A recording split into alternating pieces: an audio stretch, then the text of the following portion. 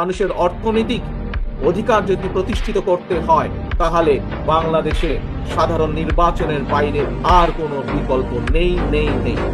নির্বাচন এবং জনগণের নির্বাচন। এখানে আপনার কি মনে হয় সংস্কার নির্বাচন কোনটা আগে হচ্ছে? নির্বাচনটা সবার আগে ব্যান করে দেওয়া উচিত। এখন আপনি চিন্তা করেন, আপনার চোখের সামনে 8 বছরের বাচ্চা, 3 বছর, বললাম না, বাচ্চা রেপ হয়ে যাচ্ছে, ছেলে মেয়ে নির্বিশেষে সবাই রেপ হয়ে যাচ্ছে, আপনার সিকিউরিটি ঠিক নাই, কিছু নাই। কোন সাহসে, কোন ধরনের লজ্জাহীনতার পরে আপনি এই সময় গিয়ে বলেন আচ্ছা ওগুলো পরে আগে আমাকে পাওয়ার দাও? আপনি তাহলে বর্তমানে যারা তারা কি সাকসেস হচ্ছে না, দ্যাটস ওয়াই আপনাকে তো টাইম দিতে হবে। সাকসেস হচ্ছে না মানে আপনি যা ইচ্ছা, আচ্ছা তুমি সাকসেসফুল হতে পারছো না, তাহলে ওকেই ফেল করতে তো। জিনিসটা এরকম হলো যে তুমি চাঁদা খাইতে পারতেছো না, আমি চাঁদা খাই, আচ্ছা ও তো চাঁদা খেয়েছে, আমি তো খাইতে পারলাম না। কোনো শালা এসে বলতেছে না যে আসলেও জনগণ দুর্ভোগের শিকার হচ্ছে। আমার লজ্জা লাগতেছে যে এই সময় গিয়ে আমি নির্বাচনের কথা বলতেছি। আমি আগে নির্বাচনে যাওয়ার আগে নিজে দেখি আমি কতদূর জনগণের সেবা করতে পারি।